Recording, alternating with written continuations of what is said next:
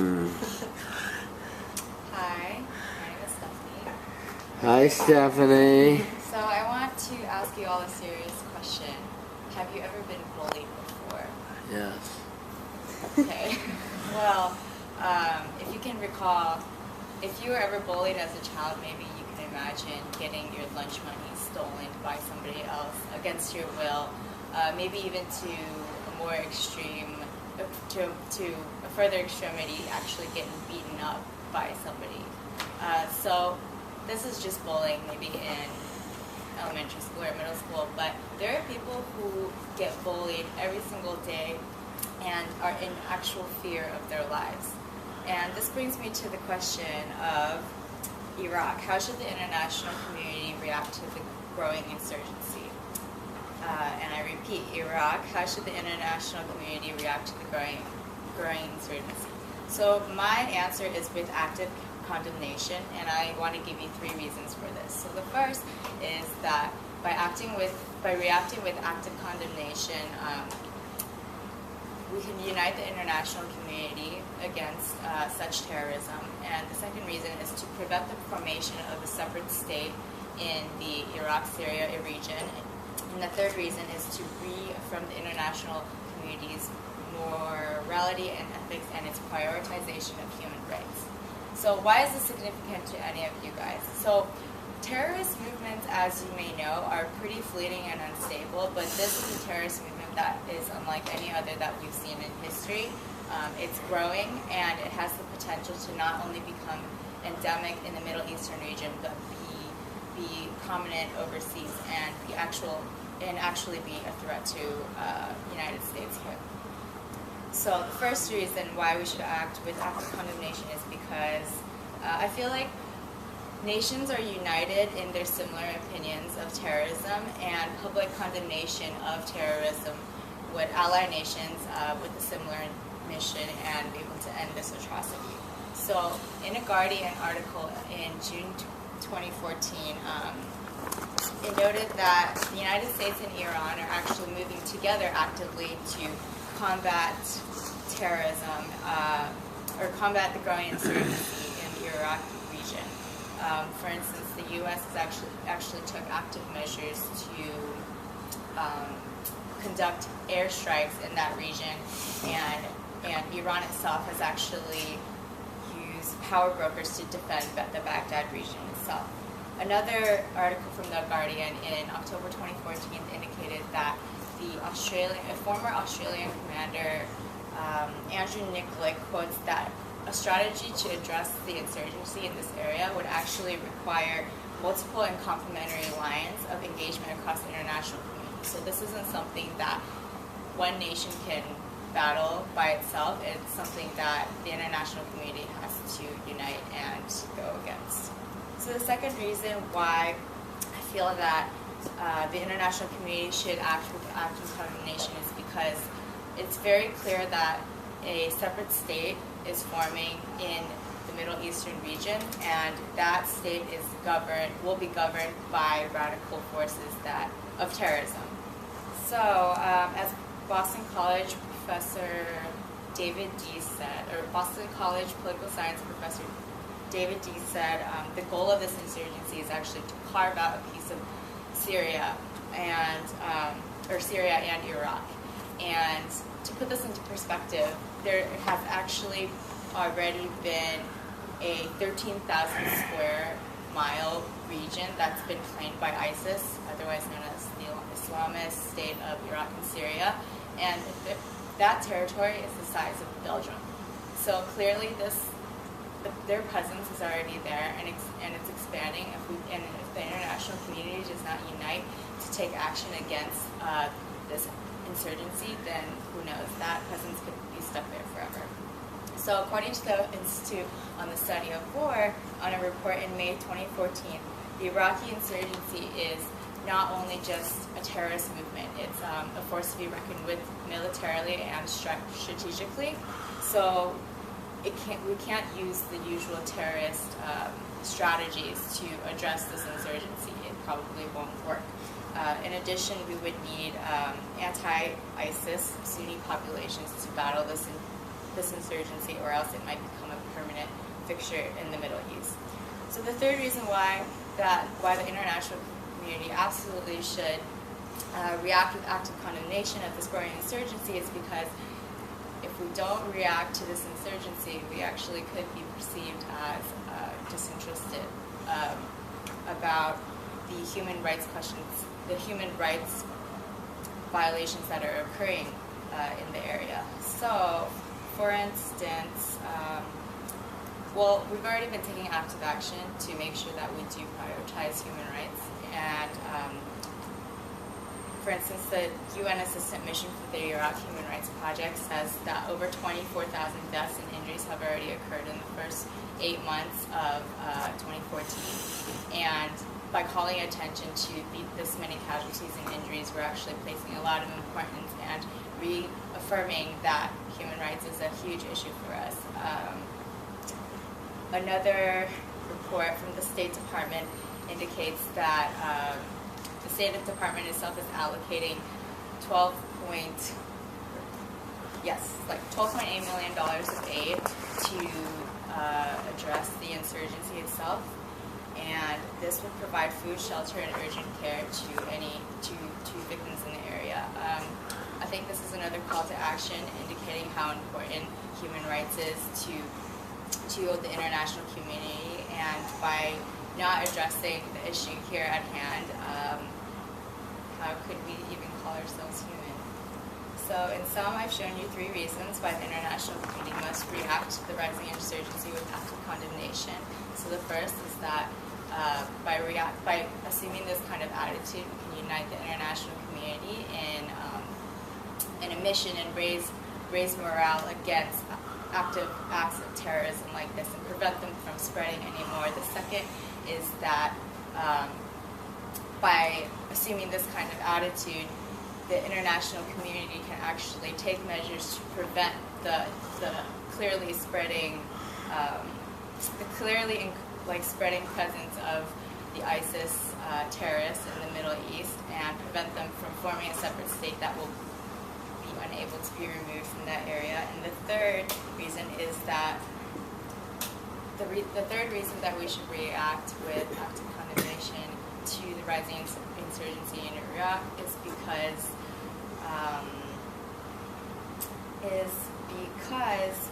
we need to demonstrate that human rights is our first priority.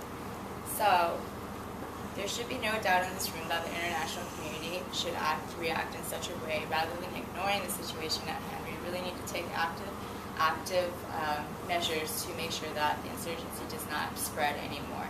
And now, to tie it back, think about all of the individuals and communities in the Middle Eastern region that have already been affected by this crisis. Some people, they might wake up and think that their parents might not even come home that same day just because, like a suicide bombing went on.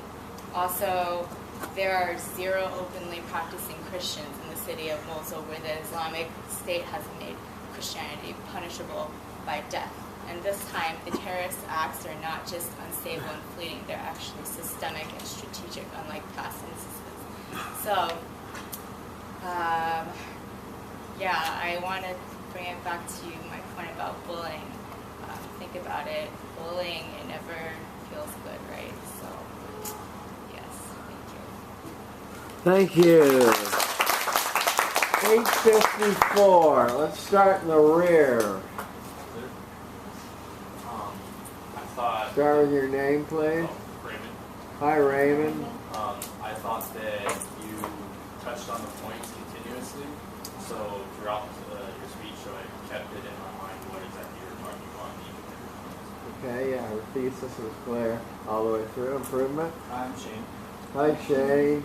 You're very organized. You could have just spoken up a little bit, and you can just relax. You should feel very comfortable. I noticed you're just like kind of like doing this that whole time, so just relax. And I don't know if you're speaking in your speech, but yeah, let them move by your side, move around. You were long, so you need to time this and trim it so that you have spots where you want to be, Stephanie. You started with a bully analogy and you went back to it. you got to the good stuff in the end, I would have gotten there earlier. Okay. ISIS is they're really bad people. Yeah. They're killing Christians. They're beheading people. They're doing really horrible things to women, and they just are not going to survive as any form of an Islamic entity, just because of all of the negative things they're doing. They just cannot. I just don't see how all of the negativity they're bringing on themselves. I think that needed to come out earlier rather than the way you held it to the end, especially in overtime. A lot of judges would have discontinued your information because it did come in overtime. Your SIG statement was good. Your preview was excellent. Your evidence was well researched. You had good articles from 2014. You did your research well. That was excellent. Your first and second reason were good, well reasoned. I thought your third reason was a little abstract and a little it needed to be made more concrete. It would be helpful if you moved 3 times. That will help you relax and smile more. But overall, and you had a nice bibliography, you did a nice job. So you got the job done. Thank you.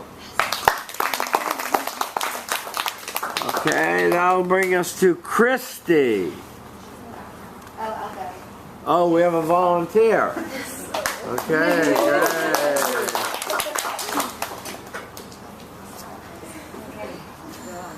Run a lot.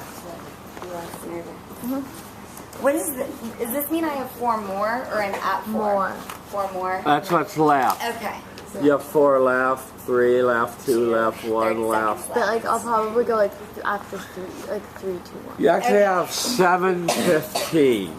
7:15. Yeah. So when give her the half when she's I feel like I need to stretch or at something. 6:45. You can do that. Good, I can do that. Okay. Just more in circles. There you go. Okay, let me just get the camera focused. Is that where you're gonna stand? Well, I'm gonna move 3 times. But okay, that's cool. I'm easy. Yeah, you're good. Ooh, shaky. Okay. Some friends. She's managing attention, communicating respect non-verbally, finding friendly eyes at the front and the center. Say your name, feel the love, start your speech. My name is Caitlin. Hi, Caitlin. Okay. I want everybody to imagine that it's the first of the month. It's usually a good time. Change of seasons. You might have a trip planned that month. You get paid. We're all happy about that, right? But also the first of the month, there comes rent. And there comes bills. And to be quite honest, the average American is struggling and living paycheck to paycheck. So today, I want to answer the question of should the federal minimum wage be raised to $10 an hour? And my answer, yes, I think it should. And I'll give you 3 reasons why. 1, the state minimum wage in 23 states plus DC is already higher than the federal minimum wage. 2. The cost of living continues to rise, while the federal minimum wage does not. And 3, raising the federal minimum wage will help to enhance jobs. So, I ask you this.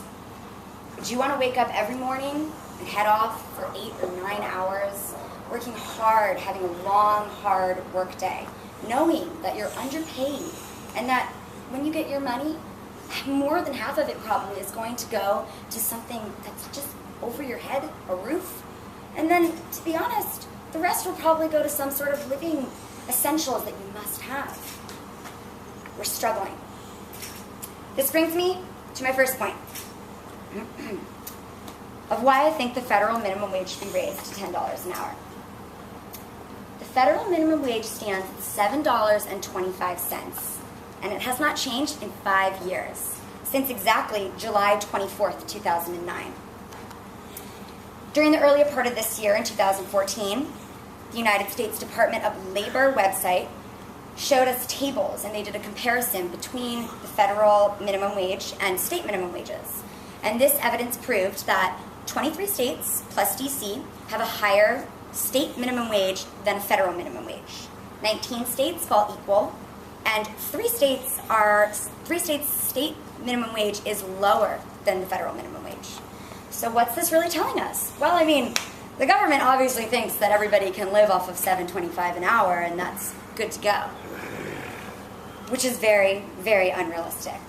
This brings me to my second point. The cost of living and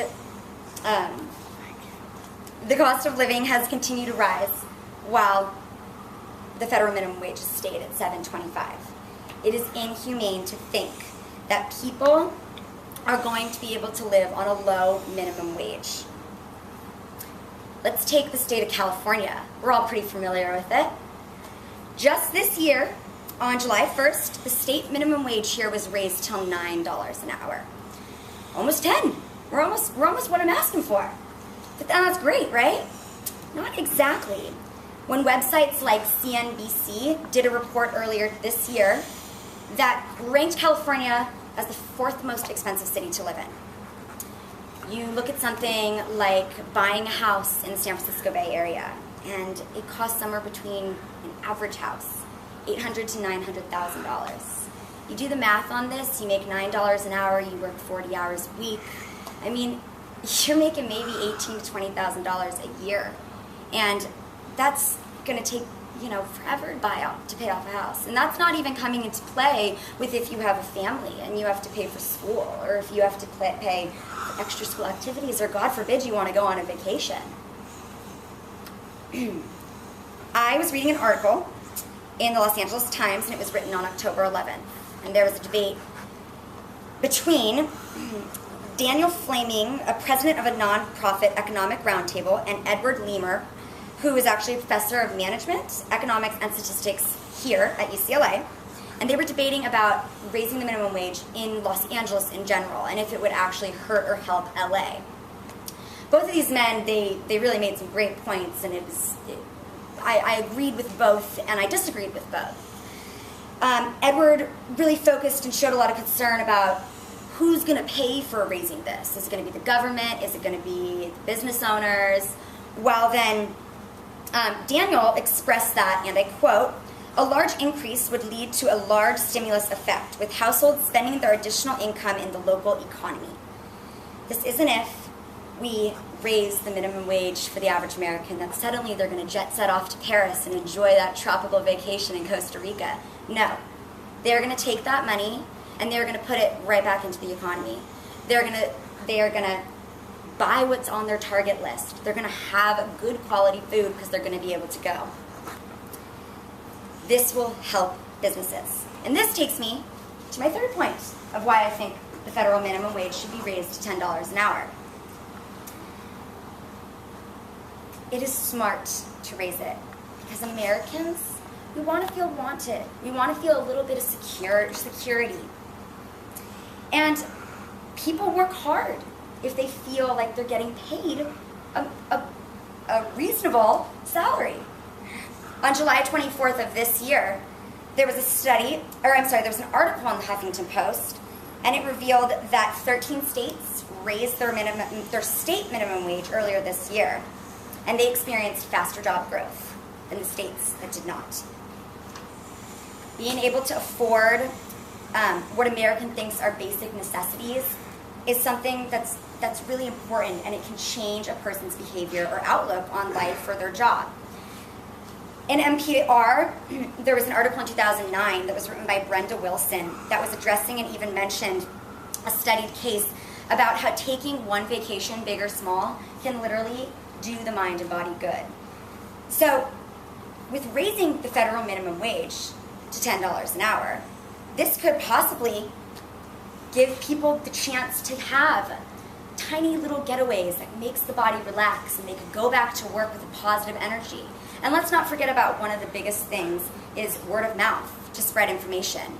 If you start talking to your friends about, yeah, I got a raise and the minimum wage is now higher and I'm able to, you know, go off and I went to Santa Barbara wine tasting this weekend. That is a relaxing thing. Oh, I like that. Wow, they start applying to that job as well. So, in summary, I've shown you 3 things why I think the federal minimum wage should be raised to $10 an hour. Many states already have a minimum wage that's higher than the federal minimum wage. The cost of living, it has continued to rise and probably still will. And the third, it will help jobs here in America. So there should be no doubt in this room that the federal minimum wage is too low and that raising it to $10 an hour is a smart thing for the economy. Now to tie back, let's pretend it's the first of the month again. Wouldn't it be a nice feeling to get that paycheck and be excited about the new season and suddenly pay rent, pay some gas bills, and wow, like, I'm gonna save a little bit. I'm gonna save some for traveling. Or, God forbid, it's the 1st, and it's the 15th, and it's the 30th, and I'm gonna go out to dinner. To a nice dinner.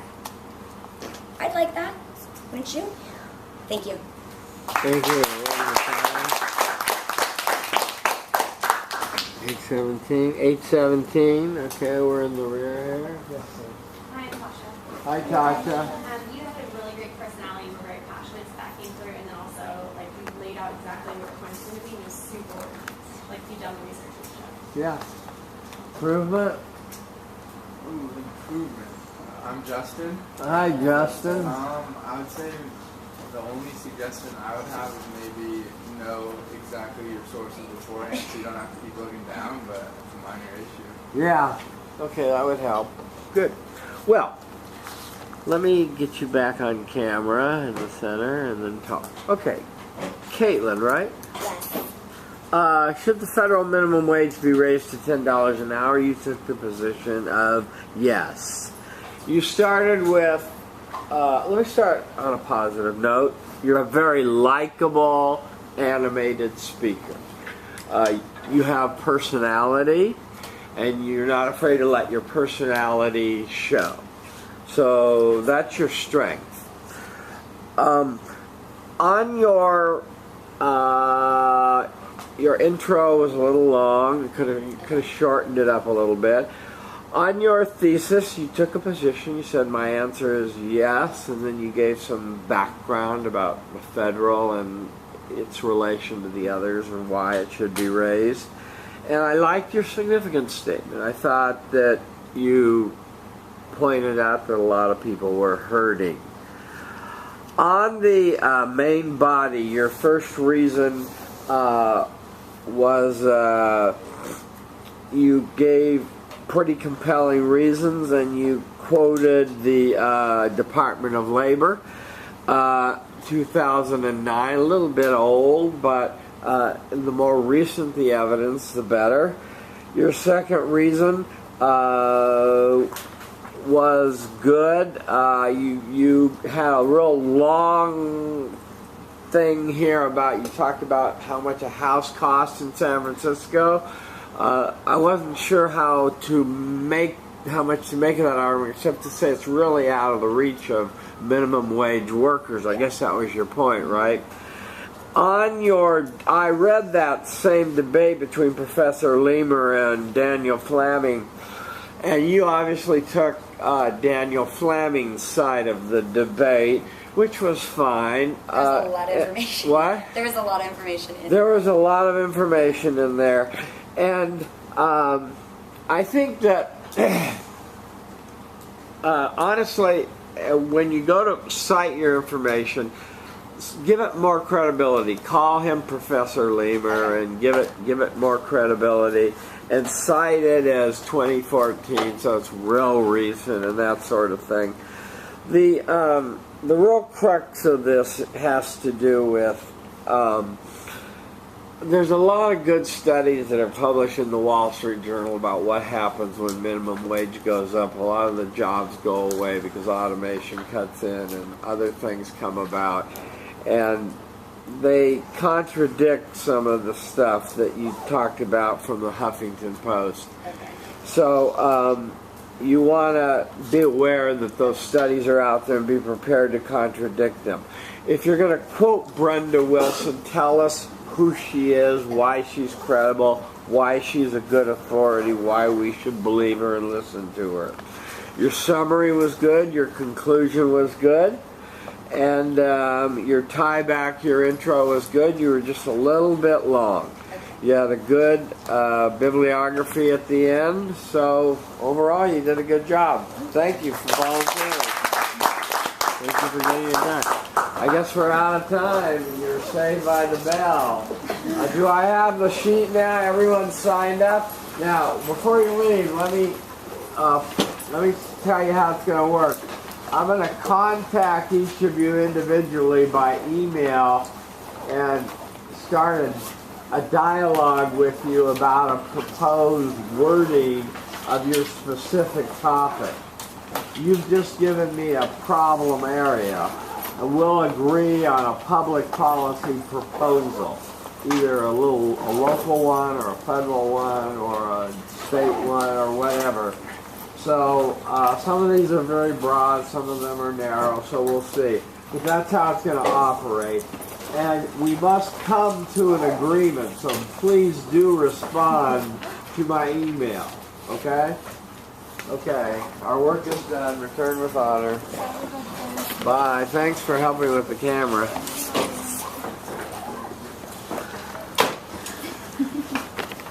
Professor, Yes? I